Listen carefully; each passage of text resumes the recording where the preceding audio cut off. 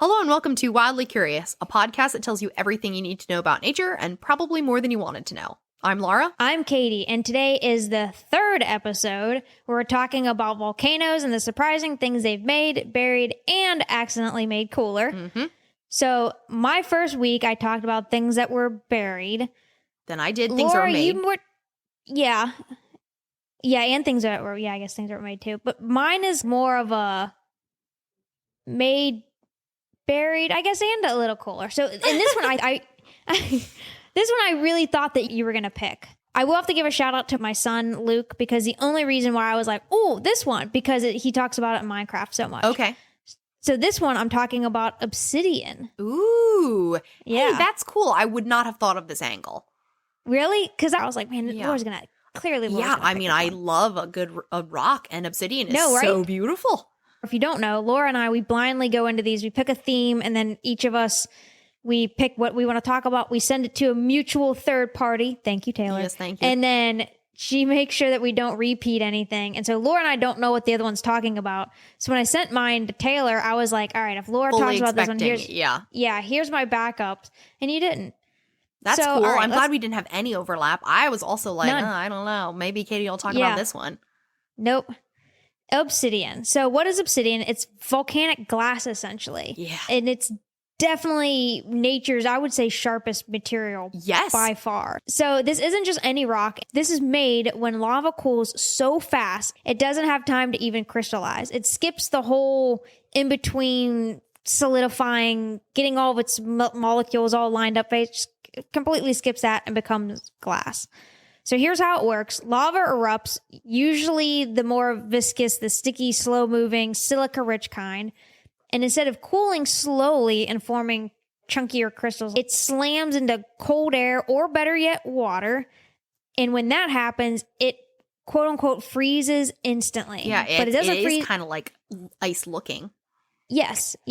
So because it cools so fast, obsidian, like I said, it's a non-crystalline. That means that there is no time for the orderly mineral growth, no flashy crystal structures, just smooth, hard, shiny black glass. Right, which is interesting. There's so many different types of igneous rocks made from heat, but this is the kind that's like, boom. This is what you get with it's no just like growth. Like a flash freeze almost. Yeah. So sometimes it's dark green, brown, or even like the edges of it can be rainbowy sort of color. If there were bubbles or impurities, those can still be caught too quick enough. So you can find this normally at the edges of the lava flows, at the top of the lava domes, or anywhere molten rock suddenly got shut down, especially if it met water, like I said. And because it's so high in silica, like more than 70%, which is why it goes so slow, it's glossy, brittle, and ridiculously sharp when it breaks. And when I say sharp, like absurdly, like sharper than your kitchen knife sharp. Yeah. So when obsidian breaks, it doesn't crumble like a normal rock because, again, it's all like There's how no it crystal has structure. to flash. Yeah. Yeah.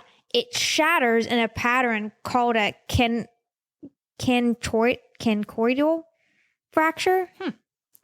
Anyway, that's just a fancy way of saying it breaks into perfectly curved shards with edges so thin, sometimes they can just be a few molecules thick, which is mind-blowing. I actually think. Ironically, for any of you who are watching, I have obsidian arrowheads literally in front of me on the desk. What the heck? Why, you might ask? I don't know. Mom gave them to me, but like, I love your mom, but that's all right.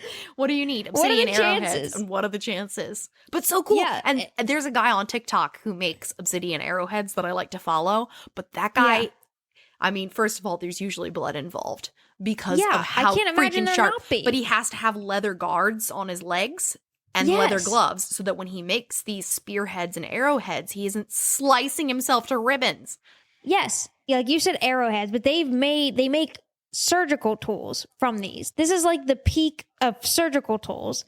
So they make obsidian scalpels. That's what I thought. I thought they still did that. A modern tool. Yes, a modern tool made of stone. For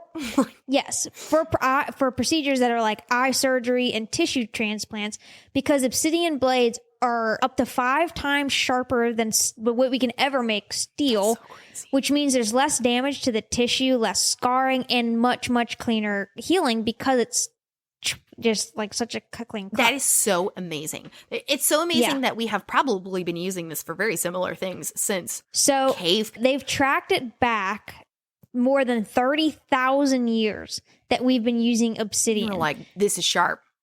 Yes, let's just keep going cutting with it, guys. And then we're still like, this is 2025.